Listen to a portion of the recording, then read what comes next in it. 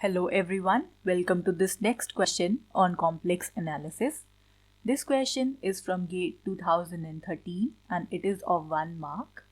The question says, what is the coefficient of the term z minus pi whole square in the Taylor series expansion of the function f of z defined like this around the point z is equal to pi? So here we need to find the coefficient of the term z minus pi square, right?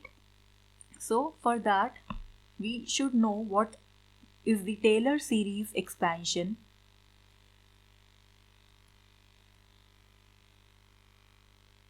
of any complex function f of z.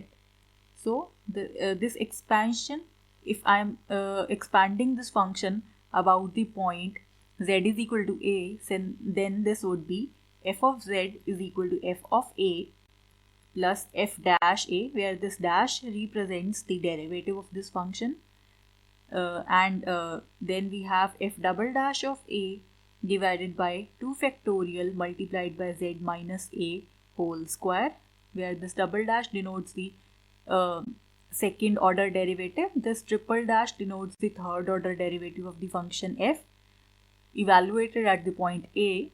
So z minus a cube and so on, and the nth term here would be fn a divided by n factorial z minus a raised to power n. So here this subscript n, the superscript n represents the nth derivative of the function f. So in our case this a is pi, so we'll have f of z as f of pi plus f dash of pi z minus pi plus f double dash of pi by 2 factorial z minus pi square and so on, right? So here they are asking in the question what is the coefficient of this particular term.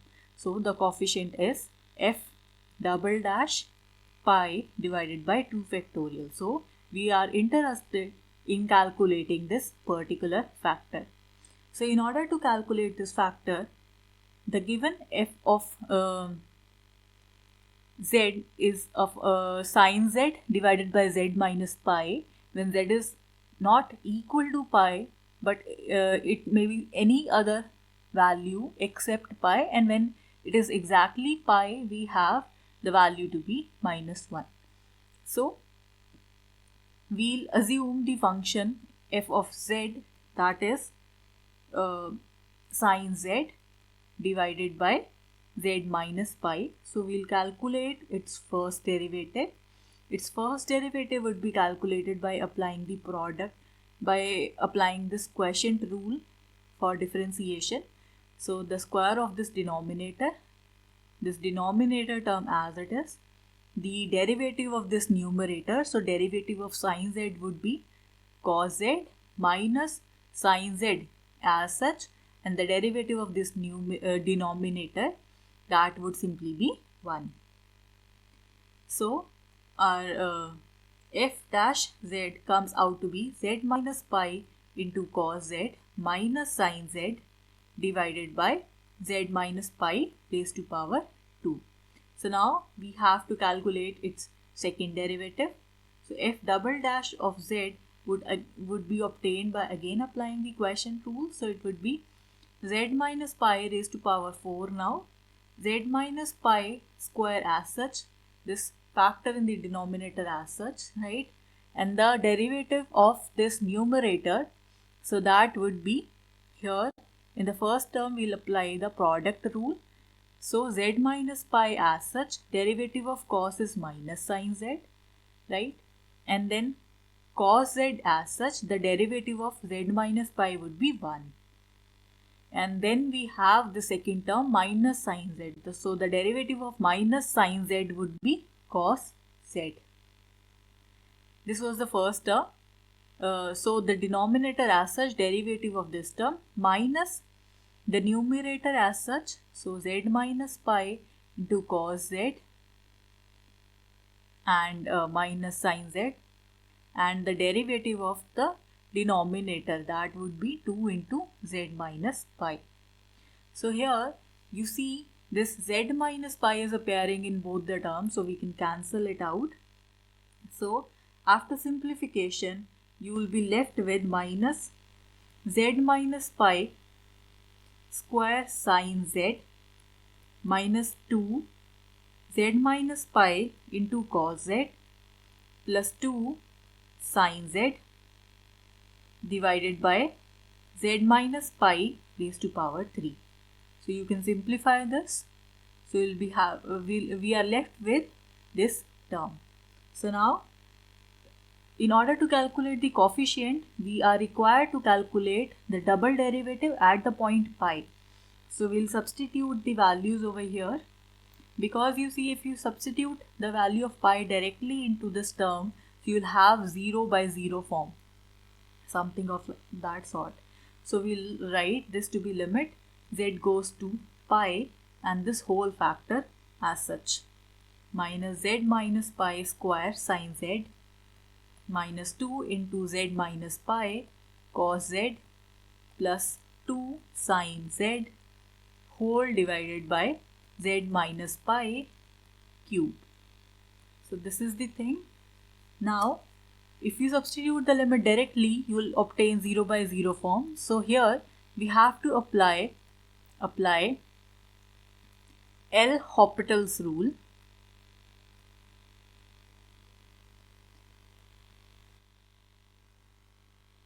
According to this rule, what we do is we take the derivative of the numerator separately and take the derivative of this denominator separately. So we would be having limit z going to pi. Firstly, we'll take the derivative of this numerator term. So here these are two terms, so we'll apply the product rule for derivatives,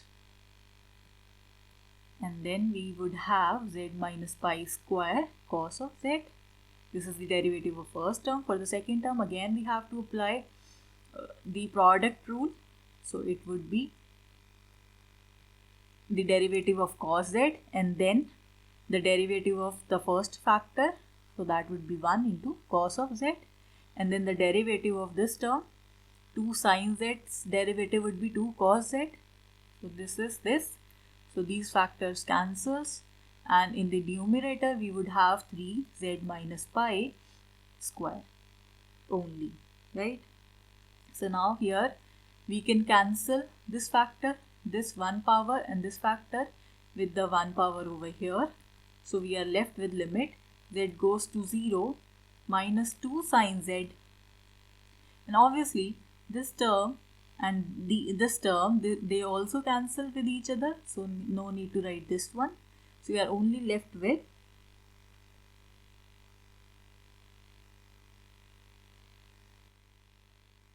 z minus pi into sine z minus cos z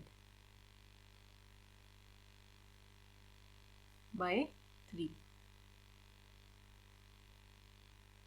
No, I'm sorry.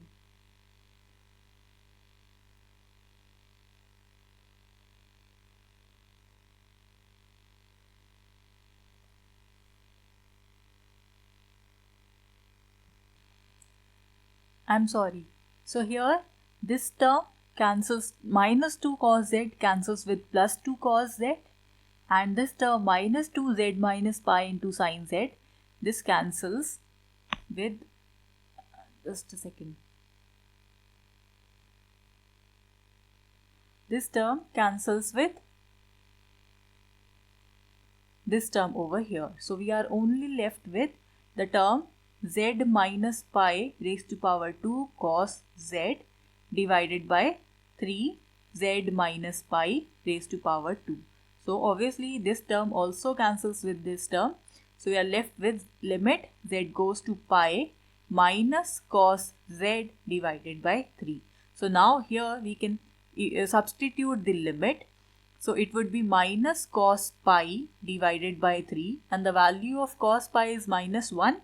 So it would be minus of minus 1 by 3, that would be 1 by 3. So the coefficient of the term z minus pi raised to power 2, which was the double derivative of the function f evaluated at the point pi divided by 2 factorial, is 1 by 3 multiplied by 1 by 2 factorial, and this comes out to be 1 by 6. So here 1 by 6 is our answer. So let us look at the options. So option number C over here is the correct one. Well, that is it for this video. Thank you for watching.